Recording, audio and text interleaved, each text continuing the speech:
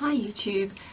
So I've just turned my fans off and I'm like quietly concerned that I'm just going to absolutely melt during this video. It's been about 3 days so far of 40 degrees and we're talking Celsius here.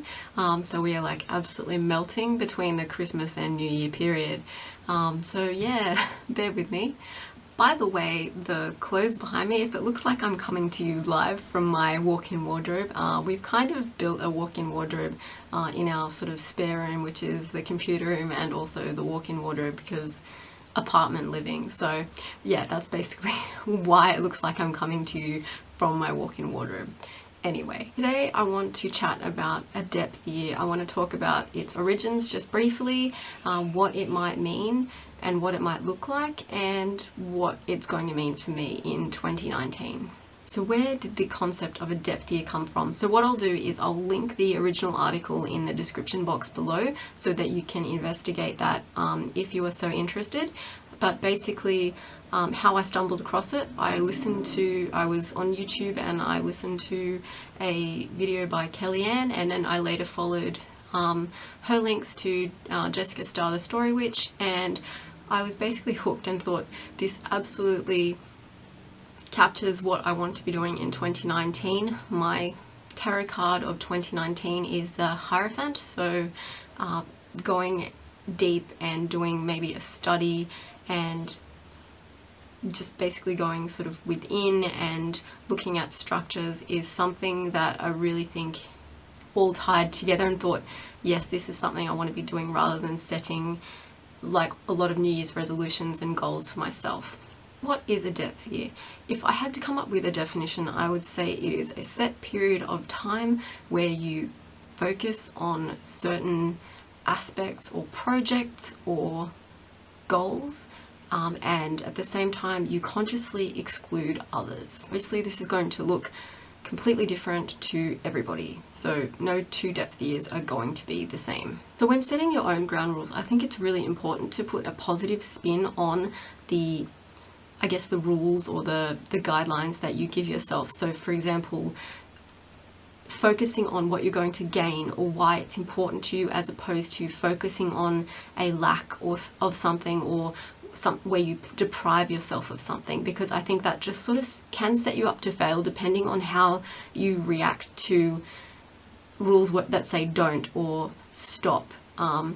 For like rebels out there, that they're just raring to sort of like break that rule for themselves, and for other people it can really like it can get you into a mindset of like sort of scarcity or withdrawal or lack. So I feel like it's sort of important to have that positive spin on things. So for example, you might say something like, I'm going to be focusing on the unread books in my bookshelf before I allow myself to purchase others, or I'm going to go to utilize my local library and do book swaps with friends, as opposed to purchasing new books. It might also be things like, I'm going to focus on these hobbies because they're important to me, or I'm going to focus on saving for a deposit on my like first place, so therefore all the money that isn't going to bills, I'm going to put towards that, and so sort of really tell yourself why this goal is actually important to you. For me personally, the depth year ties in really nicely with minimalism and sort of the slow movement. I think it's really about appreciating the things you already have and really pausing before you make that snap purchase or snap decision, or flitting about from sort of like one hobby to another new hobby based on, you know, something you've seen on social media or an advertisement or something of that nature. So I really think it's about the pause and about the being grateful for the things already in your life. I also think it's an excuse not to say yes to every single thing that comes your way. Now, that's not to say that you have to say no to everything, but I think it comes down to that. If it's not hell yes, then it's a no. So it really allows you to focus on some of the things that you really find important at this particular moment, and not just say yes indiscriminately and sort of spend your time that way by participating in everything that pops up in your life. So what will my 2019 depth year look like?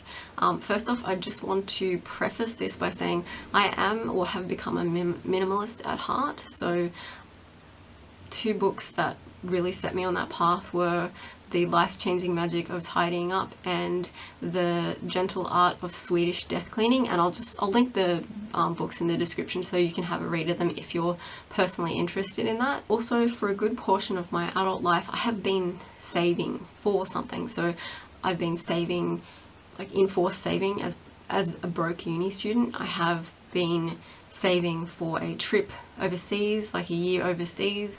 I have saved for like a honeymoon, I've saved for a wedding, and I've saved for a deposit on our first place. So for quite a long time I've been in this saving mindset. So a lot of the discretionary spending has kind of gone by the wayside over that time, and it's actually sort of maybe had another effect, which, you know, can be negative if it's really focused, which is being a bit of an underbuyer. So for example, maybe I don't go and buy clothes for such a long time, and then I find I end up having all these gaps in my wardrobe, or, you know, things fall apart and you just sort of have the bare minimum. So that's sort of, I guess, where I am sort of coming from.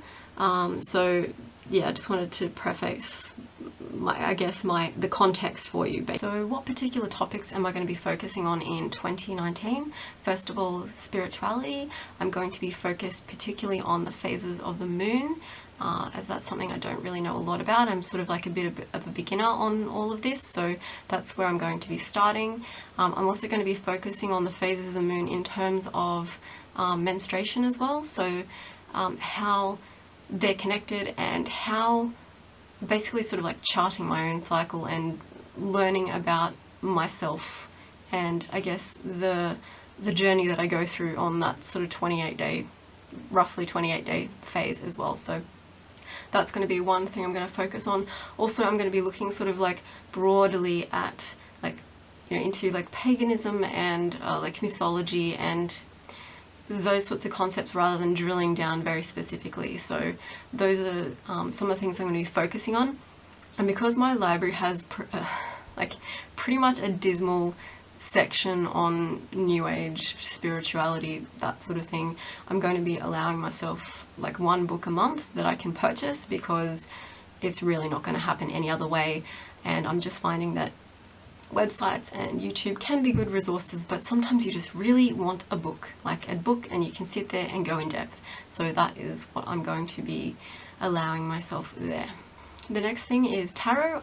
I really want to be able to read tarot for myself and read it well enough that I don't have to constantly look at the guidebook to find out sort of like what it actually means. I also want to trust my intuition a bit more there as well, and look at the card and go, well, you know, like maybe it means this because of the imagery. Just basically really getting into that. Now I've got 2 tarot decks and a oracle deck, which for my purposes is plenty. Having more decks isn't going to make me learn any faster, so that's something else I'm going to be focusing on. I do have my eye on a sort of like an ultimate guidebook sort of thing, if you will, so I may allow myself to purchase that as part of the 1 book a month thing, because that is sort of tied in all together. I also want to create a sort of like pop culture major arcana deck. I have collected the images from a series which has a lot of meaning for me, and I'm going to be making my own deck out of that. Now of course that's like for my personal use only, because it's copyright, I don't own the rights to it, but I am hoping to just use that personally, and it will be a fun little challenge to figure out how to do the bordering and the titling of the cards and getting them printed and everything. That's going to be a fun little project that I will allow myself as well. The third thing that I want to focus on is creativity. I basically want to be spending more time creating than I am consuming in my downtime. I work a 9-to-5 job, and it is analytical and it uses, you know, the organized brain, so I don't have a lot of time there for sort of creative expression. So I really want to make sure that in my downtime I'm taking the time to really feed that side of myself, as opposed to just sort of sitting there and mindlessly consuming things. So that's going to be something I'm really wanting to focus on. So what that might look like for me is just doing art for the sake of it, just because it's fun. including like collaging and just having fun, making a mess, and you know, even like improving my skills in things. I have like a bunch of art supplies, so I should just like dig in and start like learning how to use them properly, as opposed to going out and purchasing every kind of like art pursuit that you can possibly want to do. So like really drilling down and like, you know, maybe learning how to watercolor better or using color pencil, whatever it is. So creating art for fun, also journaling, whether that's sort of like just like free association journaling, or journaling as in like planner, like Filofax planner, that sort of thing. Also writing, just creative writing, just because it's fun and I do enjoy it. Some other things include making YouTube videos, just because I love sitting on YouTube and watching all of these videos, and I really want to participate. So I'm going to be like improving my skills in like, you know, shooting and editing, and also really improving my I guess public speaking. It's not public speaking because you're speaking to a camera, but just getting really confident in like speaking to a camera and expressing yourself really concisely and clearly. So that's really what I want to get out of this as well. And also learning to crochet, because I have a project that I really want to do, and it involves me being able to crochet. So that is something that I'm going to be learning as well. Okay, so the next three things are sort of more autopilot things, and that's not to say that I'm going to ignore them or de-emphasize them, but I sort of want to put them on autopilot so that I'm not spending a lot of brain power on them and agonizing over them and obsessing about them, I guess is the best way that I can put it. Now, some of these things I did sort of get a bit obsessive with in early 2018 and throughout 2018. So it's something that I've noticed, in obsessing about these things, I haven't made the time to be creative and to do the things that I want to do, because I'm busy focusing on these things, and they're not sort of like projects that ever are finished. So that's what I mean when I sort of mean put them on autopilot. So the first thing is clothing. I want to get real about the clothing that I need to be buying, because I work in an office Monday to Friday. The majority of my clothing needs to be office like attire. So really just picking a couple of items that I need, getting really specific, and that's what I'll allow myself to buy. I want to purchase higher quality, yet fewer items, which I'm in the process of doing. You can probably see this is pretty much my wardrobe behind me, as well as I have like 2 drawers that have more like sort of loungewear and smalls, and like a couple of off-season things which are kind of down below as well. So that's pretty much my wardrobe at the moment. So there are a few gaps in there, but I really do like the idea of fashion as a self-expression, but I guess that means different things to different people. And I was really thinking about it the other day, and I thought, if it was up to my self-expression on fashion and how I dress, I would never wear shoes ever again, and I'd probably walk around in house dresses, because that is just how I feel comfortable. Like, I don't enjoy the dress up. I don't enjoy feeling uncomfortable and all that sort of thing. Anyway, that's beside the point. So just going to one of about 3 stores where I know they generally have things that are to my taste, and actually physically going to the store so that it becomes like an event. Therefore, it's not just you're ordering something else at the click of a button. So actually physically going to the store, making sure things like fit really well and really nicely, and that I'm actually going to want to be wearing them. So you may be able to tell that makeup is not part of my life. I will be using skincare up and only repurchasing the items that I use all the time, and not, purchasing extras. And that includes gifts as well.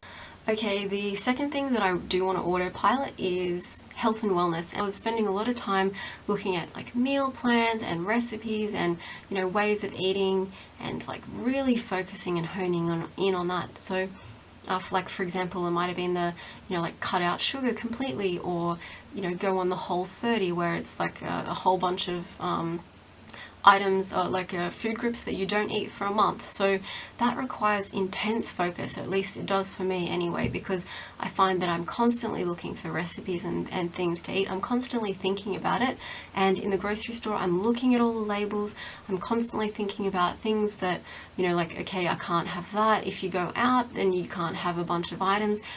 For me, it's just, the energy drain is just not worth it. So I'm going to be focusing on eating intuitively, recycling a bunch of recipes that I do enjoy, and just basically maybe not having as much junk or any junk in the house, because if I don't have it there, I'm not going to eat it. So just doing really simple things that make it so much easier to choose, like, you know, like eating like a bowl of fruit instead of like, you know, a bowl of M&Ms or something. So really helping myself in that way, and just making sure that I'm not focusing so much on like losing hours to like recipe like planning and meal planning and all that sort of thing, because it's not really where I want to be putting my energy right this moment. In terms of exercise, I want to actually try listening to my menstrual cycle and working with my energy levels. So as I'm charting, I'll be watching sort of my energy levels and sort of like trying to work with them, not work against them, and just going, okay, doing like cardio skipping stuff, it's not working right now, so instead go take yourself for a walk or go and do some yoga, like, and just switch it up as well. And I think like the variety is also probably going to help me as well. I'm going to be looking at a lot of free exercise. So basically the main ones for me is yoga, is skipping, walking and dancing. So all things I can do in my house, because if I have to go to the gym, I'm not going to go to the gym, and I don't really want to be spending the money on the subscriptions, the memberships, the equipment, all that sort of thing. So it's also going to work for my like finance goals as well. The third thing that I want to put on autopilot is our finances. I feel like in 2018 I put so much energy and focus into that, and I mean, that can be a good thing. It can be very positive for some people, but it also can get you into you can shift so that you end up feeling like a scarcity and a lack if you're not careful, if you're constantly focusing on cutting out and cutting down and all that sort of thing. So I really think the way that you talk to yourself about that is really important. But anyway, I feel like all of the above things, by focusing on the things I have, and you know, not taking on new projects and hobbies, and like, you know, just buying any old thing that that's shiny that I spot, I feel like the finances are kind of going to take care of themselves. In 2019, I want to finish paying off our car loan and also put some things on autopilot, like not necessarily bills, but like savings for ourselves. So that is going to be a lovely peace of mind thing for me. So doing sinking funds like that, something for Christmas, maybe some sort of savings, something that just sort of like builds up slowly, and like it means that, you know, like it's just on autopilot, it's done. You don't have to expend any effort or go, okay, what money is left over to put into it. It's done straight away, so you have no choice. Like, so that's something that I'm going to be looking at in 2019, so I can stop spending so much energy on like the budget and our finances. Another thing is like renovations. We're just sort of doing little renovations here and there, and it's things that we like sort of want to do. There's nothing that's critical.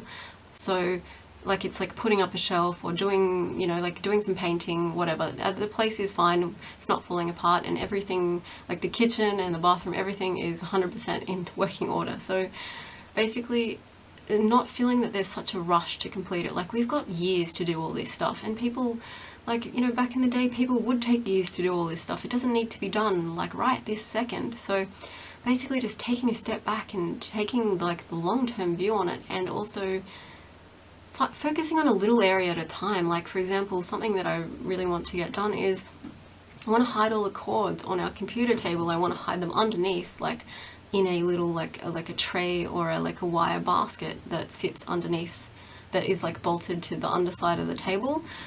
So, you know, just doing that, and then going, okay, is there anything else that we want to do for in this little computer area? Like, do we want to fix up some shelving? Do we want to like attach some cork for like using as a notice board or whatever, like as a backing? Like, just, but focusing on the one area, don't do that. And like the taps in the bathroom, and you know, like a shelf in the kitchen and all that sort of thing at the one time. Just focus on one little area at a time. So that's pretty much it. I've got 3 things that I wanted to emphasize and 3 things that I want to sort of put on autopilot, and I think that's a pretty good number. So I think I'll leave that here for today, guys. In the future, I'll probably be doing more videos talking about the depth year and how it's going for me, and sort of what that looks like in a practical like fashion, like how I'm going to be, you know, approaching things, like what am I going to be consciously using up, and all that sort of thing, and you know, like what am I like going to be studying, what sort of books have I got to like complete the studies, and how am I sort of documenting and recording that. So those are some of the things that I'm looking at doing in the future. I know this is kind of weird to say on a first video, but if you are considering doing like a depth year, or maybe you have some other focus for 2019, I would love to hear about it in the comments. So if you do feel like you'd like to share, please go ahead and do that. And I'll see you in another video. Bye guys!